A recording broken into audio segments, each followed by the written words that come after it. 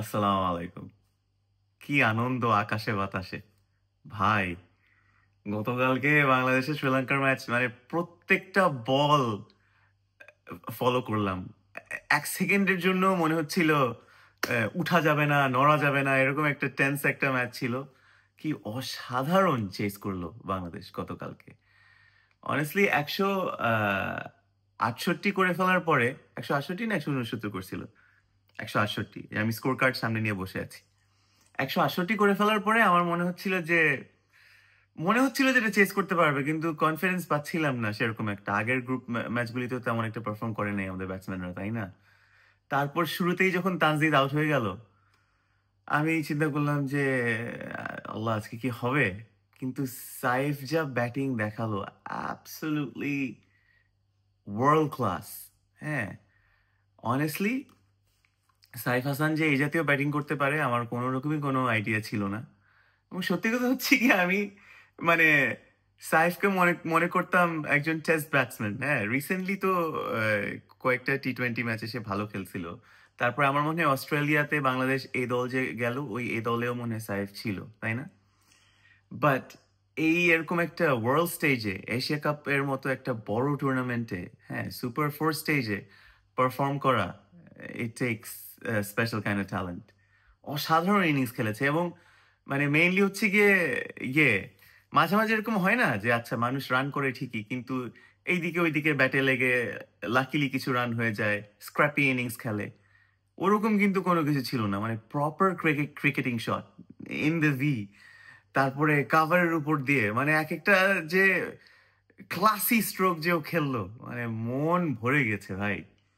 Honestly Tanzid out হয়ে যাওয়ার পরে আমি একটু নার্ভাস ছিলাম, কারণ আমার কাছে মনে হচ্ছিল ওই 169 চেস করতে গেলে মানে একটা ফাস্ট স্টার্ট দরকার। ওই তো ফাস্ট স্টার্টের জন্য তো আমি তানজিদ তামিমের উপরই রিলাই করেছিলাম। কিন্তু না, পুরা এটা কি প্রমাণ করে যে আমাদের এই টি-20 দলটা কিন্তু আস্তে আস্তে দাঁড়িয়ে যাচ্ছে। হ্যাঁ, একটা ব্যালেন্সড একটা টিম হয়ে যাচ্ছে। দেখেন, ওই দিন তানজিদ পারফর্ম করলো। ইনফ্যাক্ট টু বি অনেস্ট, ওই দিন সাইফও ২৮ বলে ৩০ রানের একটা ইনিংস খেলেছিল আফগানিস্তানের সাথে। বাট ওপেনিং এ এই দুইজন ছাড়াও ইমন কিন্তু আছে। হ্যাঁ, আমরা ইমনকে নেই নাই গত কয়েকটা ম্যাচে, কিন্তু ইমনও কিন্তু মানে ভালোই ডিস্ট্রাকটিভ ব্যাটসম্যান। তো ওপেনিংটা দাঁড়িয়ে গিয়েছে। ওয়ান ডাউনে লিটনের কথা তো মানে নতুন করে বলার কিছুই নাই। ও হচ্ছে গিয়ে আমাদের বেস্ট ব্যাটসম্যান। হ্যাঁ, গতকালকের ম্যাচেও মোটামুটি ভালোই খেলছিল। একটাই একটু মানে আমার আক্ষেপ, যে ও মানে মনে হয় লাস্ট ৩ টা ম্যাচেই মনে হয় লিটন সুইপ করতে গিয়ে আউট হলো। তো লিটন এত ভালো একটা ব্যাটসম্যান, ওর কিন্তু মানে ও যেকোনো মানে ও প্রপার ক্রিকেটিং শট খেলেই কিন্তু সব রান করতে পারে। হ্যাঁ? তো আমার একটাই লিটনকে মানে একটু নার্ভাস লাগে আর ভয় লাগে যখন ও এই রিভার্স সুইপ খেলতে যায়, হ্যাঁ? আনঅর্থোডক্স শট খেলতে যায়। ভাই, ওর তো আনঅর্থোডক্স খেলার শট খেলার কোনো দরকারই নাই। ও এরকমই ইনসেনলি ট্যালেন্টেড একজন ব্যাটসম্যান, যে ও প্রপার ক্রিকেটিং শট খেলেই ও নির্দ্বিধায় ইচ্ছামতো রান করতে পারে। হ্যাঁ? এবং ওর হাতে যে মানে কত টাইম, হ্যাঁ, আপনি দেখবেন একটা ভালো ব্যাটসম্যানের হলমার্ক হচ্ছে গিয়ে ফাস্ট বোলিং, মানে খুব ইজিলি খেলতে পারে। জেনুইন ফাস্ট বোলিং ইজিলি খেলতে পারে। লিটনের ব্যাটিং দেখলে আপনারা খেয়াল করবেন যে ও জেনুইন ফাস্ট বোলারদের বিরুদ্ধে ওর প্রচুর সময় থাকে। হ্যাঁ, that's the difference between a good batsman and a world class batsman. আমি জানি যে লিটন মানে ওর ট্যালেন্ট অনুযায়ী এখনো মানে ওর যে ট্যালেন্ট, ওর এভারেজ ওডিআতে সবসময় 50 থাকার উচিত। ওর টেস্টে ওডিআই এভারেজ 50 থাকা উচিত। এই জাতীয় ক্যাটাগরির ব্যাটসম্যান। হ্যাঁ, বাট এনিওয়েজ গতকালকের ম্যাচ নিয়ে বলতেছি। তো গতকালকে হ্যাঁ, লিটনের আর সাইফের পার্টনারশিপটা খুব দরকার ছিল। আর তাহিদ হৃদয়, ওফ, মানে কি ইনিংস একটা খেললো ভাই। আমি জানি বেশ কয়েকদিন ধরে কথাবার্তা চলতেছিল যে তাহিদ হৃদয়কে অনেকেই বলতেছিল যে ফর্মে নাই বা এটসেট্রা। বলে না, form is temporary, class is permanent. আর ও কিন্তু শ্রীলঙ্কার এগেনস্টে সবসময় ভালো খেলে, ফর হোয়াট এভার রিজন। হ্যাঁ, আবার ওই শ্রীলঙ্কান ক্রিকেট লিগেও তো ও খেলে আসছে। তো শ্রীলঙ্কান মানে বোলারদের এগেনস্টে ওর ভালো একটা আইডিয়া আছে। এপিক একটা ইনিংস খেলো। আর স্পেশালি ওই যে ওভারে হঠাৎ করে 16 রান নিল, ইকুয়েশনটা একদম কমিয়ে আনলো ওই পার্ট টাইম বোলারের এগেনস্টে। ওইটা খুব ইম্পর্টেন্ট ছিল। পজিটিভ গুলি সব বলতেছি। আর তারপরে কি মানে খুব very well paced run chase কিন্তু না। এরকম একটা রান চেসে আপনারা সবসময় মানে আগিয়ে থাকতে চাবেন। হ্যাঁ, যাতে রিকোয়ার্ড রান রেট অনেক বেশি উপরে উঠে না যায়। তো ওই যখন রিকোয়ার্ড রান রেট ওই ৯-১০ মতো ছিল তখন আমার একটু নার্ভাস লাগতেছিল, যদিও হাতে উইকেট ছিল। বাট ওই তৌহিদ হৃদয়ের ওই ১ ওভারে ১৬ করার পরে ইকুয়েশনটা অনেক নেমে আসছিল। ভেরি আনফরচুনেট, একটা ফুল টস মিস করেও এলবিডব্লিউ হয়ে গেছিল। আর তারপরে আমাদের জাকের আলী এসে ওই ২টা ৪ মেরেও সবকিছু ইজি করে দিয়েছিল। একটাই আক্ষেপ আমার এই রান চেসে, একটাই আক্ষেপ। এবং যদিও আমরা এত সুন্দরভাবে ম্যাচটা জিতেছি, এখানে কমপ্লেন করার কিছু নাই, কিন্তু একটাই ওই লাস্ট ওভারের ড্রামা ভাই। হঠাৎ করে মানে আমার মনে হচ্ছিল কি যে আপনারা জানেন আমাদের ওই ভারতের সাথে যে ম্যাচটা টি-20 ওয়ার্ল্ড কাপে ২০১৬ সালে, সেই বিখ্যাত ৩ বলে ২ রান মুশি সেলিব্রেট করে ফেললো ২টা ৪ মেরে। আরে ওইটা মনে হয় জীবনে ভুলতে পারবো না রে ভাই, ওই দুঃখ।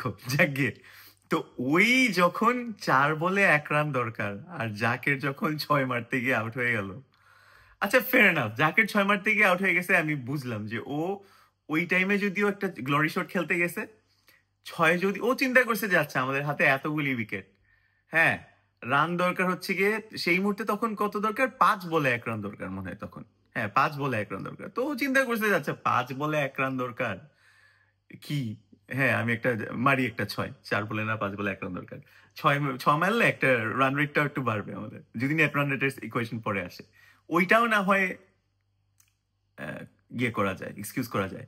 কিন্তু ভাই মাহাদি আসার পরে ওই ডাউন দ্য উইকেট গিয়ে যেটা করতে গেল ওইটা খুবই রিস্কি ছিল। এবং আমি আমি আশা করব অবভিয়াসলি ন্যাশনাল প্লেয়ার্স তারা আমাদের চেয়ে অনেক বেশি জানে, অনেক বেশি বুঝে, কিন্তু এরকম একটা সিচুয়েশনে এরপরে যাতে এরকম আমাদের দল করতে না যায়।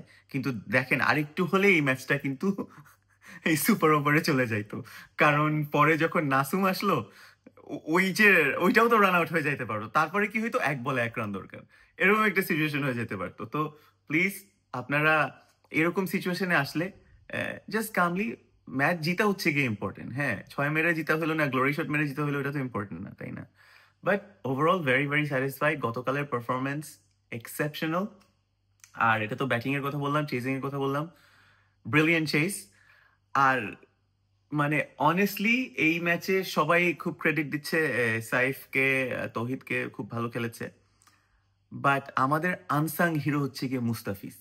মানে মুস্তাফিজ ভাই, মুস্তাফিজ একটা জিনিস। হ্যাঁ ও কিন্তু দিনের পর দিন ম্যাচের পর ম্যাচ কোয়াইটলি যে পারফর্ম করে যাচ্ছে, এটা ইনক্রেডিবল। মানে ও গতকালকেও যে বোলিং করলো ৪ ওভারে ২০ রান ৩ উইকেট, আর কোন টাইমে বোলিং করছে আপনি দেখেন। সে ১৯ নম্বর ওভার যেটা করলো তার আগে ওই যে সানাকা তো ৬ মেরে টেরে সবাইকে উড়াই দিতেছিল।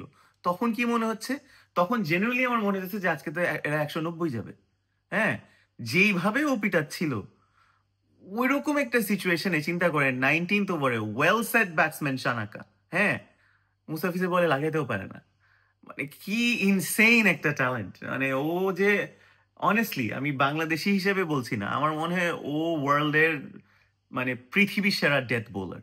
বিশেষ করে এরকম কন্ডিশনে, এই যে ইউএই তে যে কন্ডিশন, হ্যাঁ এখানে বল কিন্তু একটু একটু গ্রিপ করে, হ্যাঁ একটু থেমে যায় হঠাৎ করে, মানে ওইখানে Mustafiz is in his element. কারণ ও তার তো এই যে ভয়াবহ যে ফ্লেক্সিবল রিস্ট, হ্যাঁ ওইটা দিয়ে সে যখন ওই চেঞ্জ অফ পেসটা দেয় কেউই কিছু বুঝে না।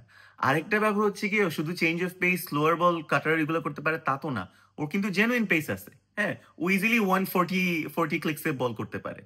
তো ইনক্রেডিবল। আর আজকাল আমার মুস্তাফিজের যে জিনিসটা মানে খুব মানে সোয়াগার, যেটা খুব ভালো লাগতেছে, ও উইকেট নেয়, উইকেট নিয়ে ও সেলিব্রেটও করে না ভাই। ও উইকেট নেওয়ার পরে ও একটা ভাব দেখায় যে হ্যাঁ এটা তো হওয়ারই কথা, আমি বোলিং করতেছি, উইকেট যাবে না তাহলে কি হবে। হ্যাঁ অথবা বোলিং করতেছে, ব্যাটসম্যান খেলতে পারতেছে না, ও কিন্তু এমন কোনো কখনো আপনি খুবই খুবই রেয়ারলি, ইনফ্যাক্ট আমি মনে হয় কখনো দেখি নাই যে ও ব্যাটসম্যানকে এরকম একটা গ্লেয়ার দিবে বা স্টেয়ার করবে। ও উইকেট নিবে, উইকেট নিয়ে ও অন্যদিকে তাকাবে, সেলিব্রেট করবে না। ওর একটা ভাব যে হ্যাঁ কি রে ভাই, আমি উইকেট নিব, তুমি আমার বল খেলতে পারবো না, এটা তো খুবই স্বাভাবিক ব্যাপার। তো ওইটা হচ্ছে গিয়ে মানে টার্নিং পয়েন্ট ছিল 19th ওভার। তাসকিন লাস্ট ওভারে খুব ভালো বল করছে, যদিও ১০ রান হয়েছে, একটা ৪ একটা ৬। কিন্তু এগেন সানাকা ওয়েল সেট ব্যাটসম্যানও কিন্তু তেমন ওই লাস্টের ৬টা মারছে লাস্ট বলে। হ্যাঁ তো ওইটার স্টার্টও কিন্তু করছিল মুস্তাফিজ, যে ও মানে ওর রিদমটা ব্রেক করে দিছিল। তো ওই ওদেরকে ১৬৮ রানে লিমিট করা ওইটা ছিল খুব ইম্পর্টেন্ট একটা ব্যাপার। কারণ আমার মনে হয় ওইটা যদি 180, 190 হয়ে যাইত তাহলে ইকুয়েশন একটু অন্যরকম হয়ে যেত। But absolutely brilliant chess. কোন রকম কোনো আক্ষেপ নাই। মানে মন ভরে গেছে ভাই ম্যাচ দেখে। মানে কি যে শান্তি, কি আনন্দ আকাশে বাতাসে।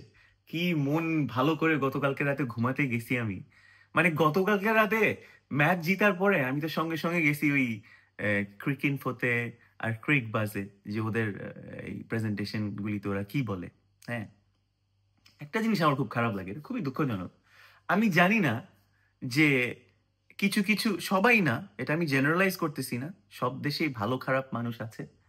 কিন্তু আমি জানি না কিছু, কিছু ভারতীয় মানুষ আমাদেরকে দেখতে পারে না কেন? এটা খুবই এভিডেন্ট। হ্যাঁ? খুবই দুঃখজনক। ম্যাচ জিতার পরেও ইনফেক্ট গতকালকে আপনারা যদি ক্রিকেট ফর পোস্ট শোটাতে যান, YouTube এ যদি যান দেখে ক্রিকেট ফর যে পোস্ট শো হইছে, ওখানে বাংলাদেশ ম্যাচ জিতলো। ম্যাচ জিতার পরে কথাবার্তা বলল। তারপর প্রেজেন্টার কি বলল কিছুক্ষণ পরে লাস্টের দিকে? মানে তার নেগেটিভ কিছু একটা বাংলাদেশ সম্পর্কে তার বলতেই হবে। ও আচ্ছা এই দেখেন আমাদেরকে তো অনেকে এখন অ্যাটাক করতেছে। এই দেখেন একজন লিখছে, এই বাংলাদেশ, বাংলাদেশ এখন এশিয়ার ২য় সেরা দল হয়ে গেছে। মানে একটা ম্যাচ জিতেই ওরা এশিয়ার ২য় সেরা ম্যাচ হয়ে গেছে। এইভাবে বলল। তো আমার এমন একটা মেজাজ খারাপ হইলো ওইখানে, কারণ আমি ওখানে দেখতেছিলাম যে কি, কি লেখা আসতেছিল। ওখানে কিন্তু অনেকে অনেক ভালো কথাও লিখতেছিল। সে খুঁজে, খুঁজে বের করলো একটা লেখা যেটা সে নেগেটিভলি কিছু বলতে পারে। মানে সে একটা টিটকারি দিল আমাদেরকে যে, "এই দেখো একটা ম্যাচ জিতছে, একটা ম্যাচ জিতে তারা এশিয়ার ২য় বৃহত্তম সেরা দেশ হয়ে গেছে। কি তোদের আ ভারতীয় কোনো সমর্থক কি ফালতু কথা কখনো বলে না? অন্য কোনো দেশের সমর্থকরা কি ফালতু কথা কখনো বলে না? ওইটা তো তুই কখনো হাইলাইট করস না।" হ্যাঁ? এই জিনিসটা আমার খুব মানে খারাপ লাগছে। এবং এগেইন আমি জেনারালাইজ করছি না। সব দেশেই ভালো খারাপ মানুষ আছে। ভারতে প্রচুর ভালো মানুষ আছে। অনেক মানে আমার এখানে ইউকেতে প্রচুর ভারতীয় মানুষ আমি জানি যারা খুবই ভালো মানুষ, খুবই অসাধারণ মানুষ। কিন্তু কোনো কারণে এই ক্রিকেট প্রেজেন্টাররা বিশেষ করে ভারতীয় যেসব প্রেজেন্টাররা আছে ক্রিকেট ফোতে, ক্রিকবাজে, কোনো এক কারণে বাংলাদেশের প্রতি তাদের প্রচুর আক্রোশ। কেন ভাই? আপনাদের কি আক্রোশ? আমাদেরকে বলেন। কারণ হ্যাঁ, এবং আমরা ক্লেইম করতেছি না আমরা এশিয়ার ২য় সেরা দেশ। কেউ এখানে ক্লেম করতেছে না যে আমরা এশিয়ার ২য় সেরা দেশ। গতকালকে জাস্ট আমরা খুব ভালো একটা ম্যাচ জিতলাম। এখন আপনি যদি ট্রোলিং এর কথা বলেন, আলতু-ফালতু কথা যদি বলেন, এটা তো শুধু বাংলাদেশী দর্শকরা করে না। এটা পৃথিবীর সব দেশের দর্শক করে। ওদেরকে তো হাইলাইট করেন না কখনো। তাহলে শুধু আমাদের দর্শকদের ফালতু কথা যারা বলে শুধু তাদের কথাই কেন হাইলাইট করেন? মেজাজ খারাপ হয়। Anyways, let's stay positive. গতকালকের ম্যাচে দারুণ পারফরম্যান্স। Everything was positive. মানে রিয়েলি লুকিং ফরওয়ার্ড টু ইট। আমি নিজেও স্কেপটিক্যাল ছিলাম যে রিশাদ এত ভালো বল করলো, আগের ম্যাচে রিশাদকে বসাই দিল কেন? হ্যাঁ, but it was a master stroke. Master stroke in the sense okay রিশাদকে বাদ দিয়ে কাকে নিছে? হ্যাঁ, ২টা চেঞ্জ করছিল তো, তাই না? সোহানকেও বাদ দিছিল। তো নাসুমকে রেখে দিছে, ফেয়ার এনাফ। আর ওই মাহাদি এসে তো খুবই ভালো বোলিং করছে টু বি অনেস্ট। সো ভালো টিম কম্বিনেশন ছিল। ক্লিয়ারলি মানে team management they know what they are doing. রিশাদের মতো মানে গেম চেঞ্জিং বোলার গত ম্যাচে এত ভালো খেলছে, ওকে কিন্তু খেলায় নেই। একটা শরীফুল ভালো বল করে নাই, ফেয়ার এনাফ। শরীফুলকে এটা নিচে হচ্ছে গিয়ে শরীফুল শ্রীলঙ্কার এগেইনস্টে ইউজুয়ালি ভালো বল করে। আরেকটা ব্যাপার হচ্ছে গিয়ে হ্যাঁ, শরীফুল খুব একটা ভালো বল করে নাই, কিন্তু বেচারা শরীফুলের কপালও কিন্তু খারাপ। আপনি লাস্ট ম্যাচেও যদি দেখেন, হ্যাঁ, মানে লাস্ট ২টা ম্যাচে শরীফুল খেললো, শরীফুলের বলে কিন্তু ক্যাচ ড্রপ হইতেছে ভাই। হ্যাঁ, তো একটা বোলারের মোমেন্টাম কিন্তু চেঞ্জ হয়ে যায়। আপনি যদি ওই উইকেটগুলিও যদি পাইতো কিন্তু তাইলে অন্যরকম ভাবে ইন্সপায়ার হতো, হয়তো ওর মোমেন্টামটা চেঞ্জ হয়ে যেত। যখন আপনার বলে একটা ক্যাচ পড়বে তখন কিন্তু আপনার মানে সাইকোলজিক্যালি আপনার একটা মানে your in a different state of mind.